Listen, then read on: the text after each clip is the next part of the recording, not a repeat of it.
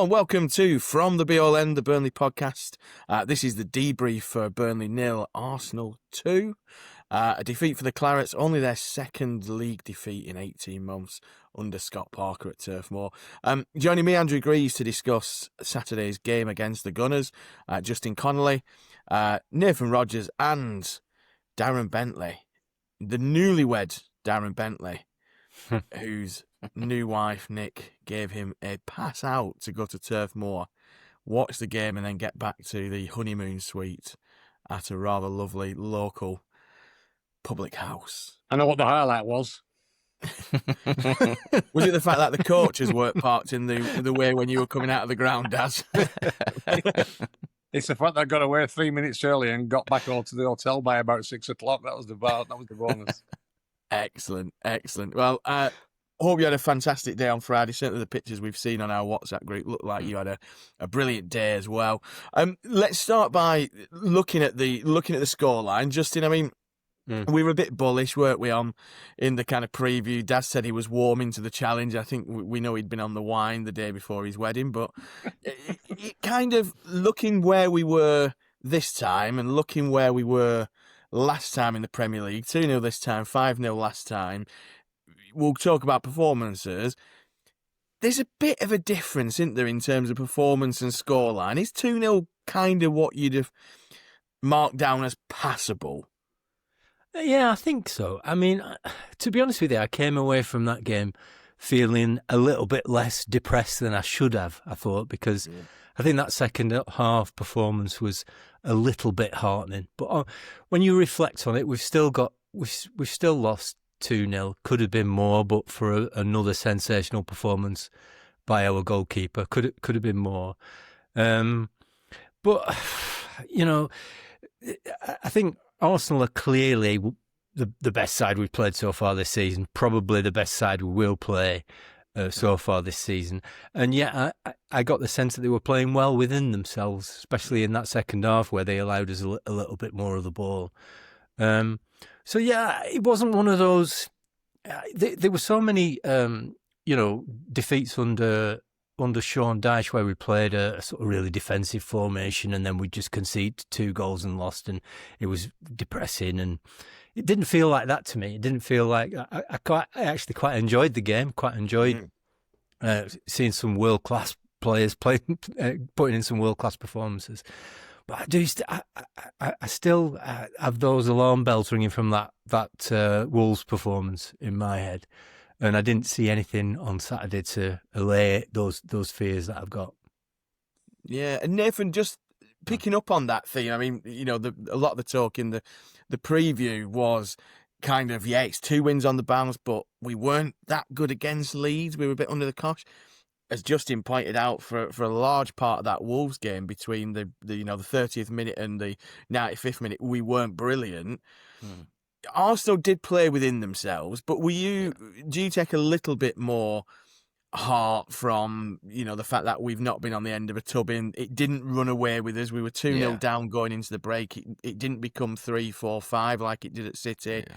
Is there plenty of positive signs there, despite that note of caution from Justin that, we're still not really clicking and playing that well at times? Yeah, I think I tried to not be too defeatist going into the game and sort of hoping for sort of a 2-0 defeat, which is sort of like, the sort of old sort of minnow Burnley fan in me. But, obviously that transpired. That, but like Justin said, it could have been a lot worse if it weren't for Arsenal sort of conceding the fact that they just got the job done, and they pretty much knew what they had at sort of second and even first gear was enough to topple our, hell for leather, throw the kitchen sink at them, which is what it felt like. And I think it was a positive outcome holistically over the game. I think the changes were more positive. They were more positive than they were when we were drawing with Wolves, which is really odd to say.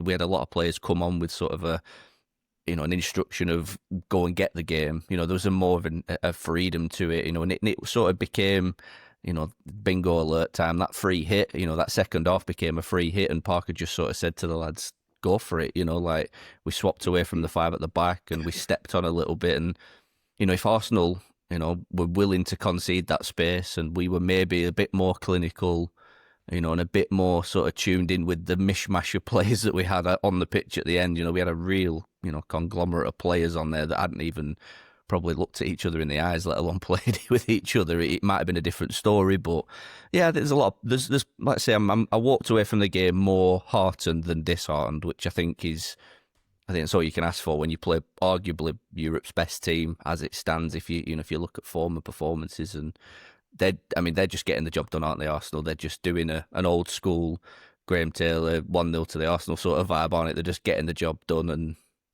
what can you do other than just sort of shake their hands and send them back down the M6 to London? Yeah, and Daz, we'll come on to Arsenal and how this Arsenal side looks perhaps compared to previous seasons and whether they've got the staying power. But were you surprised at Scott Parker throwing on so many kind of forward-thinking substitutions? Because usually we're kind of getting Worrell ready, we're getting Ekdal ready. And do you think that came about because, basically Arsenal had pretty much set up just to allow us to be at arm's length and mess about with the ball? Or do you think it's a kind of, I don't know, a shackles are off kind of, look, you know what, actually after the Wolves game, we got away with it a little bit, but if we are positive, we know we can kind of cause problems for teams? I think the moves were made because I use this term loosely, but we were in the ascendancy. Arsenal were sitting deep. They were allowing us onto them as that game progressed. And I think he just smelt a little bit of something in the air. We got a goal with 15, 20 minutes to go. It can make life uncomfortable. I still think they had 2 or 3 years to go through, like Justin and Nathan alluded to, but you're not going to get that goal playing with just your lone striker up front whose limitations were exposed by an unbelievable Arsenal defence. Yeah. He was ploughing a lone furrow for much of that game and getting criticism from a guy behind me, bizarrely. I thought he did okay, Fleming, but He did, yeah. When you take a creative player out of your team to put a defensive player in, don't be surprised if you can't get up the pitch. I thought it was pretty unfair of Arsenal to take a striker off at half time and for us to play 5 of them. But we could have had our 5 at the back and put a 12th man on and still lost that game 2-0, I think. So I don't think there's any criticism there of those. We just came up against a team who smelt blood, I think. They knew that there's a little gap at the top there. We talked about playing teams at the right times, and we're playing teams a little bit at the wrong times, and that'll include West Ham next week, and we'll come on to that. But Arsenal had seen the Liverpools of this world and slipping up, and there was a chance for Arsenal to keep the foot to the floor and open up a little bit of a gap at the top. So we weren't playing a team with any complacency. They came here fully focused on doing a job, and they'd done it by half time comfortably, I thought. And I went there expecting to sit on my hands and sober up on Saturday afternoon. That's what happened. Yeah. And Justin, as Dad said, the game pretty much done by half time. Are you disappointed in the nature of the 2 goals? Clearly we know what Arsenal's corners and set piece routines are. I think the goal on Saturday was only their 6th from open play for the second, but the first goal, it was the first real test. There was a bit of kind of, I don't know if it's a goal kick or a corner. I think it does come off Walker, but Dubravka's a little bit slow at getting to try and stop it going out. They almost felt where I sit, because I'm level with it, an inevitability that we were probably going to concede from that corner, especially when you've got Josh Cullen trying to hold off 5 or 6 at the back post. And then the second goal, it comes from a long throw with Walker on the other side, and then Laurent really, for me, needs to stand Trossard up. If that's Walker's nibbling at his toes. He's not giving him 3 yards to shift his weight and get a cross in. Were you disappointed in the nature of the 2 goals that we conceded, and especially that first, because it was the first real set piece that Arsenal were able to fling in? Yeah, you've got to be disappointed when it's a set piece and a counter attack, which is essentially what it was. Weird to be conceding goals to a counter attack against Arsenal. Really, I was probably the furthest we'd been up the pitch to that point. But I think the first goal, those corners were absolutely sensational from Declan Rice. I'm sort of in quite a good position to see that. He puts them in exactly the same spot every time. It's absolutely incredible, the precision. And I don't think it's almost not anything to do with what they do in the box. It's that delivery is in such a perfect spot that if you get 5 or 6 of them a game, one of them's going to go in, and it just happens to be the first one. I think it is disappointing to concede from set pieces, but they are so good at them that delivery is really, really difficult to defend against. The second one, you've got to wonder why our fullback so far up the pitch there like that. He's our sort of defensive cover against those kind of breakaways, isn't he? We've seen him in a couple of games so far. Turn on those jets and get back when we've been exposed at the back. But he was just too far up the pitch to make that happen. So, and his long throws aren't that long anyway, are they? It felt weird crossing him onto the left-hand side to then take an attacking long throw, which if he stood on Roberts' long throw, they're not that long, are they? Not Dave Challoner or anything like that, are they? No, and if he stood on the halfway line, that's not a goal, is it? So. Yeah, disappointing. I wonder if he'll change tack on that going forward, because we were a bit exposed there. I mean, they're a great side, aren't they? They've got pace, they've got quality, so they'll punish anybody, in those kinds of situations. Yeah, and Nathan, Justin touched on Declan Rice. I mean, I've been a big fan of Declan Rice for forever and a day. He's some player, isn't he? And if he can stay fit, if he can have a championship winning season with Arsenal, things are looking good for the England national team next year, aren't they? Because he looks to be hitting absolute peak form at the right time, doesn't he? Yeah, we spoke about that sort of briefly at half time when there wasn't really much to speak about in the game. Mate, I was on and we were saying, like, sort of purring over him. He's just, I don't know whether he just had a sort of easier day at the office, but he just glided across the pitch at the turf. He just looked like he had everybody's thoughts, already pre-programmed in his head. He knew where Cullen was going to play the ball before he played it. He knew where Florentino was going to be before he, made the move, and he had our number. I think he just had our number. Like I said, the corners that you're putting in, they're almost undefendable. Like you can't do anything with it. When you've got like 5 or 6 juggernauts like they've got, their back line minus Timber, they're just monsters. It's like, what can you do other than just stop them running into space? But then you go into the territory of conceding a foul in the penalty box, and and having someone like Declan Rice that he's sort of hitting his stride, it's hard to sort of play against, really. So from an England point of view, it's superb. From our point of view, trying to blag a point out of that game, it's just pretty much put someone they looked on it having a player like that dictating it. Yeah, and Daz, I mean, we're always thankful you only have to play these teams twice a season, and it looks like this year there could be less of these teams given some of the results we've seen. We've obviously still got to be on the right side of the positive results against big teams, but how good are this Arsenal team in terms of, Mikel Arteta? We were joking about how much none of us really like him that much, but we know he's under pressure because he's been there quite a while and won nothing while spending quite a bit of money. Is there something different this year about this Arsenal side? And I don't just mean the Liverpools and Man City's perhaps dropping points when you don't expect it, but is there an added level to this Arsenal side that you kind of sit there and think, you know what, actually come the end of the season, it's probably going to be Arteta lifting that trophy? Well, they've got a number 9 now. That'll help them. Gyökeres, I think he's a little bit slow starting, but he's a beast of a striker. But that back 5, I mean, it's almost like the Invincibles back 5, isn't it? We put some throw-ins and some corners in on Saturday, and it felt like they climbed some step ladders to head it clear. They were like towering 3 feet over our lads to head it clear, and that's where the second goal came from. He throws one in, I don't know who it is, because I'm 50 or 60, 70 yards or whatever it is, but he climbs step ladders, heads it clear, and 10 seconds later, with 3 passes, it's in our net. Yeah. You just cannot. I know we touched on Walker perhaps not being up there, but it's incredible the speed at which and the accuracy at which they break. And yeah, they are light years ahead of anything we've played this season and probably will play this season. And therefore, you can't really be too critical. I actually thought our back 5 played well. I actually thought we played really well. Hartman kept Saka pretty quiet, I thought.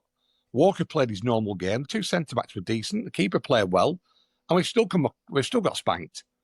That's, you just have to put that down to, that's one of those days, lads. Don't lose any sleep over it tonight. Hopefully you don't pick up any injuries and you can start focusing on next week. Because I won't mind betting they had previews of West Ham already in their mind on Friday. Yeah. Yeah, it feels like, we keep mentioning the word free hit, Justin, but just looking at some of the substitute appearances, I mean, we've not seen much of Marcus Edwards, but he hits the post with a kind of injury time, last kick of the game, really, isn't it, by and large. Hannibal comes on and there's none of that celebrating when he's put a challenge in. It feels like a really mature performance from him, despite us being 2-0 down with very little chance of getting back in. We've had, obviously, Chowner comes on, Brun Larson comes on in probably a more favoured left-hand side position. Do you think that those little cameos, and they are just cameos, kind of 10, 15 minutes, do you think it's enough to give Scott Parker a bit of a nudge in the kind of, hey, gaffer, why aren't I getting a game? Or do you think when we pitch up at West Ham, it might not be the five at the back, but it's probably going to be Brun Larson, it's probably going to be Jadon Ante, which are probably the two areas where we feel like we need to freshen? I think it's absolutely right. I think he'll go back to what he knows and what he trusts. And I think the players who were on the bench are going to have to do a lot more than that to turn his head, because I think he's got that idea that we've got two ways to play, haven't we? We've got the five at the back, and then we've got a little bit more expansive four. It depends who we're playing. I think there's probably that Chwana position, Brun Larson position, that's perhaps the closest to him not really having a clear idea. But I think what we're seeing quite a lot this season, not just in our games, but in a lot of the games, we're seeing this kind of really weird last sort of 15, 20 minutes where there's 10 subs made, 5 on each side. And we get this kind of real sort of chaotic sort of vibe going on with the last sort of 10, 50. It's very difficult to know who's playing where or who's doing what. It just seems like, right, this is... Obviously, we pick and choose who we throw on, and if we need a goal like we did on Saturday, he'll tend to throw more forward-thinking players on. Sometimes it's the opposite, isn't it? We're in front, so they throw on the defensive side. But see, it's an interesting little trend, that, isn't it, this season? A bit like the long throws, a bit like the goalkeepers kicking it longer. We've got this like really sort of chaos ball end to most games, which is making it a little bit more interesting, I think. I've noticed that it's giving that old like Thursday night roll on roll off sub vibe, when people are flagging and it's just like, I'll go back on and then come back off and go back on. I noticed that against Wolves a little bit. It just felt like they're just throwing them on almost for the sake of throwing it on, going, I've got 5 subs, let's just get them on. Yeah, but if you think about it, it's like changing half the players on the pitch, isn't it? It's huge. Half your outfield, isn't it, really? I mean, you very rarely change your goalkeeper unless you have to, but it is literally changing half your outfield, isn't it? And you're doing that on the hoof. You're not, you don't have plans in place for every single possible eventuality of who you're going to change. It's like very, very responsive, isn't it, to what's going on the pitch? So I quite like it. It makes it a bit more entertaining. Yeah. Isn't that an advantage for the big teams, or is it? It isn't that an advantage for the big teams. Yeah, that's true. Yeah, they've got a bench full of internationals. Yeah. So if they're struggling in a game, they can just bring 5 new internationals on with fresh legs. So it leans more towards them, doesn't it? Pep's now saying he wants an unlimited number of potential substitutes. So, and they're talking about taking it up to 6, aren't they? So there's got about 10 be an players even bigger on his door every Monday morning saying, "Why am I not playing?" Yeah, no. They're not getting the win well, bonuses. you're on the bench. Yeah, you're not getting your win bonuses. And Nathan, I mean, it does become, if you were to kind of, and I know clubs love to do their team sheets in numerical order, which winds me the hell up rather than positional order. But if you were to look at that team that finished, you'd be a bit kind of like, well, there's a vague back 4 there. We think Dubravka plays in nets. And then it's literally 1-4 and every bugger else, isn't it? Because you've got Breuer on the pitch at that point. You've got... it does become I love that chaos ball. Yeah. I think we should try and coin that. If we can trademark that, that'd be ideal. That might make us millions. But it is chaos ball. And it's literally just like, throw everybody on who knows how to kick a ball forwards and hope that chaos creates uncertainty in the opposition defence.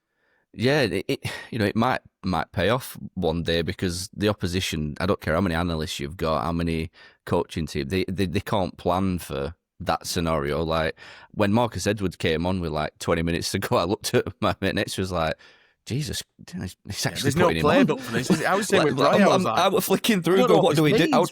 How do I react? Yeah. I'm looking, how do I react to this information that Edwards is coming on? And then, but to be fair, when Edwards came on, every player wanted to get the ball to him. Like that's what it felt like. They wanted to give the ball to Edwards, and I don't know whether that was sort of a mini sort of standing protest from the players to sort of say to Parker, get him on the pitch a bit more, because and we're trying to do stuff. We're trying his little jinking runs, and the free kick was good and everything. But yeah, I like that sort of the 11 that ended the game. You'd have never picked that in a month of Sundays. No. Really, you'd have never. You could have done that 10 times over in the pub beforehand. People had been looking at you and thinking you were Vince Company when he was squeezing right backs into central midfield and striking roles and stuff like that. It's absolute madness, isn't it? Yeah. I'll tell you what. It was enjoyable. It was enjoyable to watch. You were surprised to see Marcus Edwards. I think he was surprised because they didn't even have a kit his size. He looks like he's wearing a kit 3 times. I know. Too big. It looks like he's wearing jumpers. Yeah. He must have picked Worrell shorts up. I'm hoping next game we get kind of Mike Trezor coming in with the match ball in a parachute, because this is that would be chaos ball, wouldn't it? You'd have analysts, the Chelsea analysts, and we know Maresca's not great at kind of like, well, we're expecting Sunderland to set up with a back 5 and they set up with a back 4, and it threw me. Imagine if we just throw Trezor in.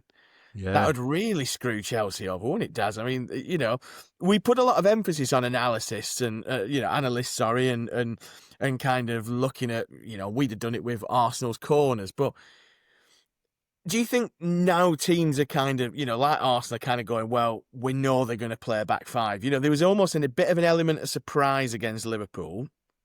As much as you say the back 5 did well, back 6, if you will, I do think Esteve doesn't look as comfortable in a 5 as he does in a 4.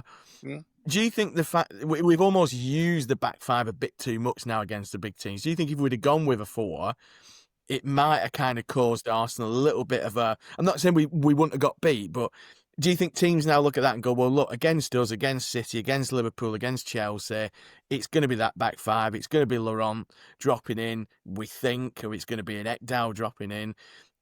Do we become too predictable because we have those 2 ways of playing, as Justin mentioned? Maybe, but we haven't. We know we have an ultra pragmatic manager, and against the big guns, he isn't going to throw kitchen sinks at them straight away. I think if you start trying to play football against Arsenal, there's only one winner. So I think the game plan of trying to restrict them chances, and for the first 12 or 13 minutes it worked, but for a corner which came, which was a dodgy corner perhaps in the first one, but from a corner, from open play, we'd done really well in that opening 10 to 12 minutes to restrict him.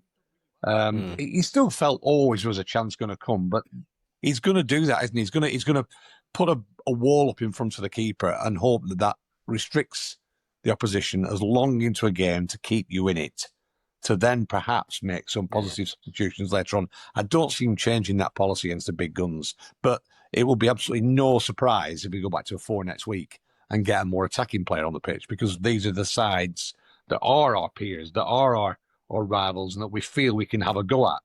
It equally wouldn't surprise me, and I know he's his golden boy, but it wouldn't surprise me if he dropped Anthony out for a game or 2.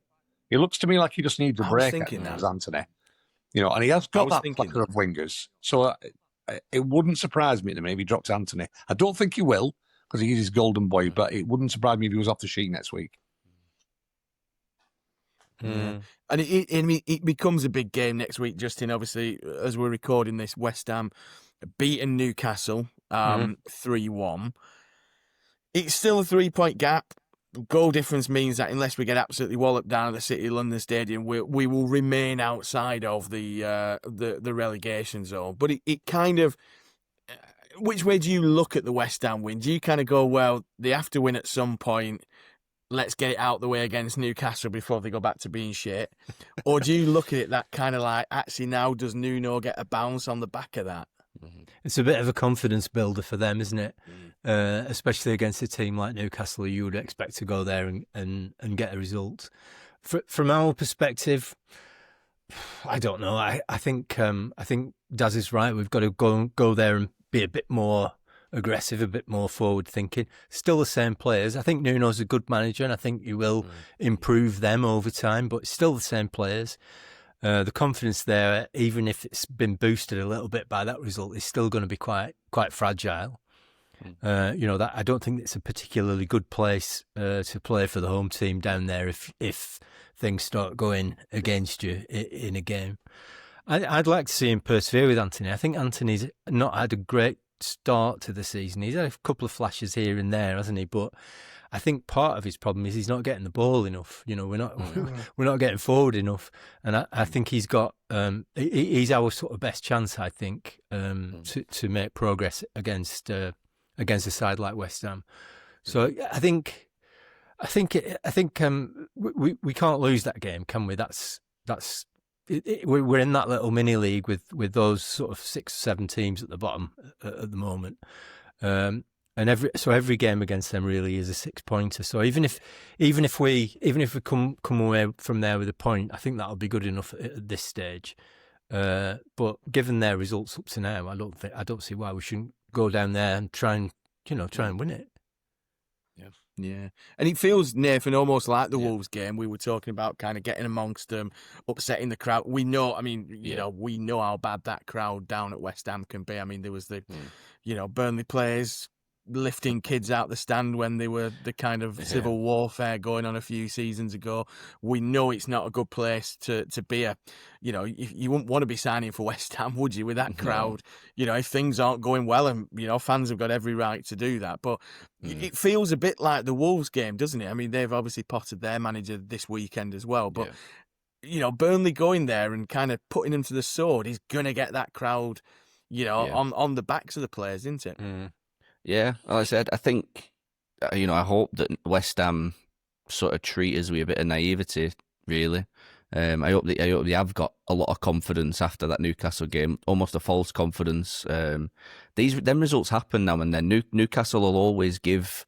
They've always done it. I'm not saying they're not a bad team. They're a very good team, but under Eddie Howe, they always give a down and out team a result now and then. And unfortunately for us, it was just happened to be West Ham this week that Newcastle did gift them one. Newcastle will go on and have a good run now, but I think going in, I sort of do hope they have sort of a false confidence, because I think we can.